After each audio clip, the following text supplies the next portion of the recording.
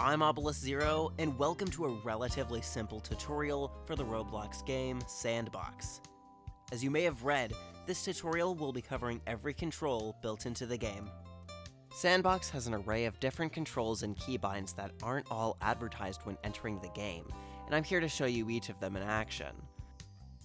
Let's start off with the basics. It should be well known by now that pressing any of your number keys will equip the respective tool. We'll start off by selecting a block from the shovel tool on slot 1. Let's showcase two common keys you'd normally see used in Roblox building games, R and T.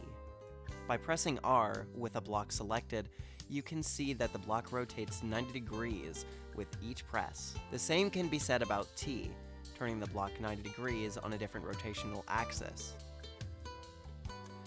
See that number 4 above the block preview? That's your grid quality, or size. As you can see from moving this slope around, it's moving exactly 4 studs. But there's a way to move blocks in a much smaller grid. By pressing F, you can change the quality of the placement system. If the 4 above the block preview means 4 stud placement, this, in turn, means what we have now is 2 stud placement. There are no current plans to implement a more detailed grid quality past 2 studs.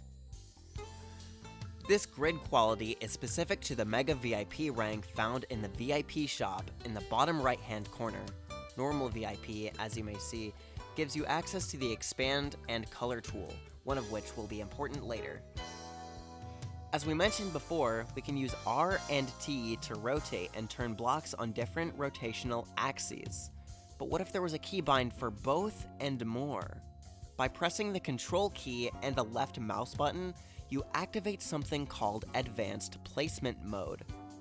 These lines can be used to move your block in all 3 rotational axes. These arrows are used to move the block anywhere within the limits of the grid.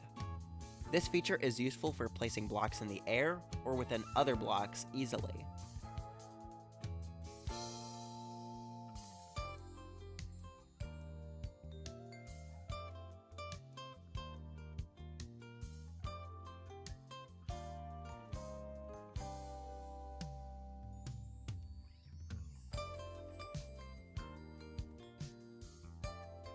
But what about blocks with a point placement system like triangles, rods, or trusses? You won't get a rotation option on them, but you still have access to moving them in each direction.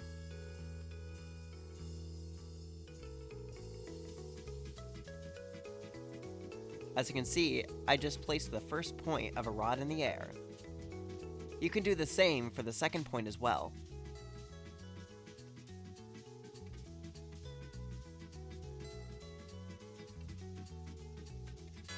This feature is useful for placing points in positions you normally couldn't without the unhelpful aid of extra blocks for assistance.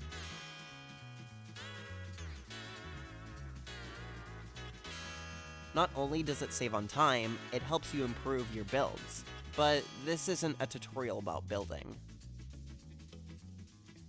Now let's say I have all of these blocks I like, and I want to copy them so I can use them in other parts of my build. If you open your shovel tool and hover over a block you want to copy, press C on it to copy it. This will include any and all configurations you previously made.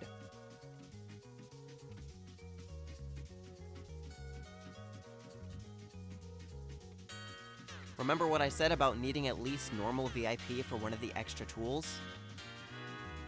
If you open up the Color tool and press C over a color you want to copy, the color previously in your tool is now updated to the new one.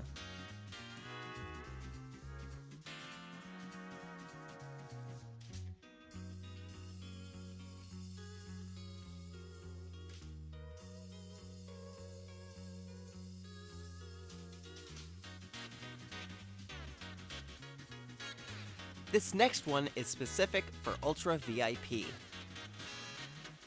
As you can see, it includes a feature called Warp Movement. If you have Ultra VIP, you can also see it in the bottom right corner at the top of this list. You can activate warping by clicking this button or by simply pressing Q. As you can see, warping allows a player to fly around as the disembodied head of their character. As comical as that sounds, this is a very useful feature which allows you to access angles of your build you normally couldn't if you were grounded.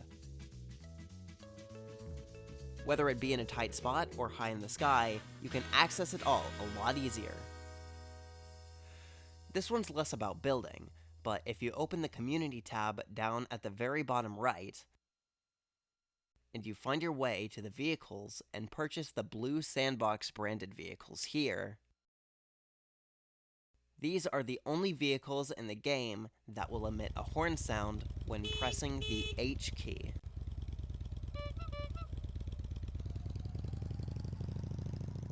And finally, the most important button is the subscribe button. Wow! Make sure to click that button. What the? Who is it? I'm kind of busy here. Are you selling out to become a clickbait tuber?